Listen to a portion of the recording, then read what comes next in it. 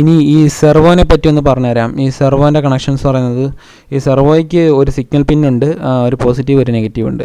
അപ്പം തൽക്കാലത്തേക്ക് ചെയ്യേണ്ടതെന്ന് പറയുന്നത് പോസിറ്റീവ് നെഗറ്റീവ് ജസ്റ്റ് ആർഡിനോയിൽ സെപ്പറേറ്റ് ആർഡിനോ തന്നെ കൊടുക്കുന്നതാണ്. ജസ്റ്റ് ഒന്ന് കൊടുത്ത് നോക്കുക. ഇത് നമ്മളെപ്പോഴും എക്സ്റ്റേണൽ പവർ സപ്ലൈ ആണ് ഉപയോഗിക്കുന്നത്. ആർഡിനോ എപ്പോഴും ജസ്റ്റ് സിഗ്നൽ പാസ് ചെയ്യാൻ മാത്രമേ ഉപയോഗിക്കൂ. ഒരിക്കലും ഒരു ആക്ച്വേറ്ററോ മോട്ടർ ഒരിക്കലും നേരെ ആർഡിനോ എടുത്ത് പവർ ചെയ്യത്തില്ല.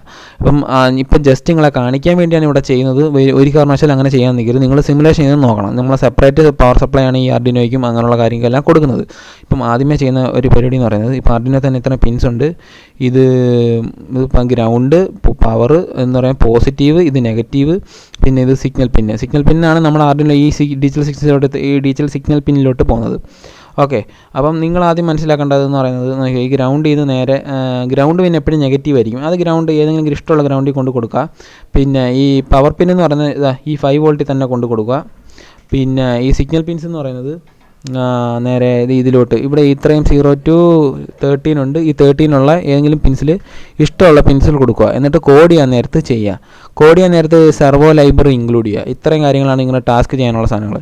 ഇപ്പം നോക്കി, ഞാൻ എക്സാമ്പിൾ കാണിച്ചു തരാം. ഗ്രൗണ്ട് വന്ന് നേരെ ഏതെങ്കിലും ഗ്രൗണ്ടിൽ കണക്ട് ചെയ്താൽ മതി. പവർ പിന്നിലെ ഗ്രൗണ്ട് അല്ലെങ്കിൽ വേണ്ട, ഇതിലെ ഗ്രൗണ്ട് കൊടുത്താൽ മതി. ഇതിലെ ഗ്രൗണ്ട് കൊടുത്തു. പിന്നെ ഇത് പവർ പിന്നിൽ നിന്ന് നേരെ 5 വോൾട്ടിലോട്ട് കൊടുക്കുക. പിന്നെ ഇതിൽ സിഗ്നലിന് ഇഷ്ടമുള്ള പിന്നിലോട്ട് ഏതെങ്കിലും 7 6 ഇഷ്ടമുള്ള പിന്നിൽ കൊടുക്കുക നിങ്ങൾക്ക്. എന്നിട്ട് കോഡിൽ പോയിട്ട് നിങ്ങൾ ചാറ്റ് GPT തന്നെ ഉപയോഗിച്ച് നിങ്ങൾ ചെയ്യുക.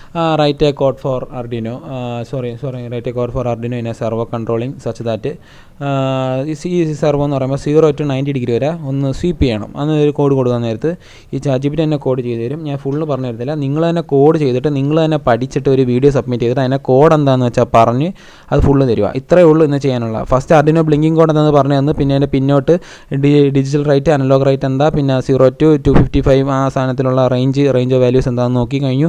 നിങ്ങൾ തന്നെ ചെക്ക് ചെയ്ത് നോക്കണം ഇത് സംഭവം എന്താണെന്ന്. എന്നാലേ നിങ്ങൾക്ക് മനസ്സിലാകത്തുള്ളൂ. ഇത് ഈ സിമുലേഷൻ ഒരിക്കലും ആ ബ്രൈറ്റ്നസ് കൺട്രോൾ ചെയ്യാൻ പറ്റില്ല.